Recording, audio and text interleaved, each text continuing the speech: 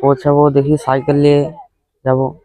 বন দপ্তর থেকে কোনো দায়িত্ব দেয় না, গাড়ি দেয় না। আর বছর দিয়েছিল, এবছর দেয়নি। কোনো হাতি আছে বনে। কতগুলো হাতি আছে? হাতে 12টি পারা হাতি আছে। কতটা ভয় লাগে? ভয় অনেক তো লাগছে। কেন? হাতির ভয়, কখন বেরিয়ে যাবে এবারে বলা মুশকিল। জানানো হয়েছে, কিন্তু ওরা দায়িত্ব নিচ্ছে না। মাধ্যমিক পরীক্ষার দায়িত্ব কোনো নিচ্ছে না ওরা। হ্যাঁ, জঙ্গলের রাস্তা দিয়ে পেরোতে হবে। এই জঙ্গলে কতগুলো হাতি আছে? সেই জঙ্গলে 12টি পারা হাতি আছে। নাই, কিছু নেই। গাঢ় দেনে কিছু নেই। শুভঙ্কর রায়।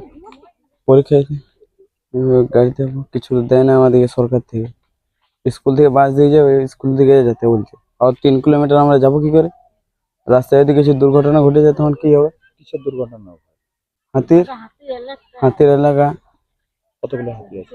হাতি এখন আছে প্রায় 5-6টা হাতি আছে। তো ওই যে হঠাৎ যে হাতি বেরিয়ে যাচ্ছে, সামনে যে পড়ে যায়, বলে গাড়ি দেওয়া হবে না। টেনশন, তারপরে বড় পরীক্ষা, এটা টেনশন। আবার বন পেরিয়ে যাবো আমরা আবার। হাতি গ্রামে ঢুকেছিল? হ্যাঁ, কবে ঢুকেছিল? প্রতিদিনই আসছে প্রায়। এটা একটা ভয় আছে, বন পেরিয়ে যাবো। আর এদিকেও যদি স্কুলকে যাই, এদিকেও বন পেরিয়ে যেতে হবে। কোথায় সেন্টার? কোথায়? Fulbaria high school. দিল না কেন, কি করে জানবো? আমরা জানি না তো। তো গাড়ি দেয় না, তাহলে ওরা এবারে কি করে যাবে?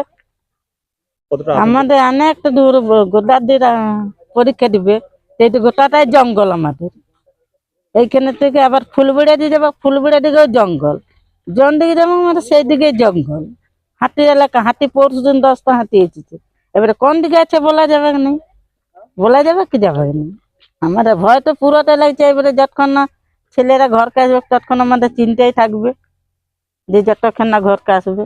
আমরা চাইছি যে গাড়ি দেখ, তো গাড়ি এখনো কই আসে না। তাহলে আজকে প্রথম পরীক্ষা কিছু হোক করে তো যেতেই হবে, পরীক্ষাটা তো দিতেই হবে আজকে। আমার নাম ঝুমা মাঝি। জঙ্গলে তো হাতি রয়েছে, তারপরে পরীক্ষার্থীদের তো নিরাপত্তা সুনিশ্চিত করার দায়িত্ব বন দপ্তর। দেখুন, I am not the right person to give the actual answer. You have to wait for the actual person. They have to come. They already give the answer. আপনি তো বিট অফিসার। হ্যাঁ, আমি বিট অফিসার, ঠিক আছে, কিন্তু এই অ্যান্সারটা দেওয়ার জন্য আমি প্রকৃত পার্সন নই। ফরেস্টে গার্ডও তো নেই। না, ফরেস্টের গার্ড বলতে আমরাই ডিউটি করছি। আমরা অনলাইন ডিউটি করেছি, এখনো ডিউটিতে রয়েছি। অন্যান্যবার যেটা দেখা যায় যে হুলাপাটি থাকে অন্য, দেখুন, যেরকম ইনস্ট্রাকশন থাকছে আমরা সেরকমই ডিউটি করছি। তো জঙ্গলে তো হাতি রয়েছে, তারপর মাধ্যমিক পরীক্ষার্থীরা পৌঁছবেন কি করে? না, দেখুন, আমি আপনাদেরকে বারবার একটা কথা বলছি, আমি সঠিক পার্সন নই বলার জন্য। আমাদের রেঞ্জার সাহেব আসছে, আমি ওনাদের সাথে কথা বলি। ঠিক আছে, আপনার নাম? আমার নাম জয়ন্ত কুমার ঘোষ।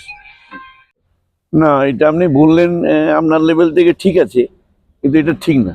এটা 7 দিন আগে আমি ডিএম সাহেবকে চিঠি করি এবং মাননীয় মন্ত্রী বীরবা হাঁসদেকেও চিঠি করে দিই যে প্রতি বছর যেমন জঙ্গল লাগোয়া গাড়ি দেওয়া হয়, আমাদের বাড়ির ছেলেমেয়েরা গাড়িতে চেপে পরীক্ষা কেন্দ্রে যাবে, পরীক্ষা শেষ হবে, আবার বাড়িতে পৌঁছে দেওয়া হবে এবং চারদিকে গার্ড থাকবে।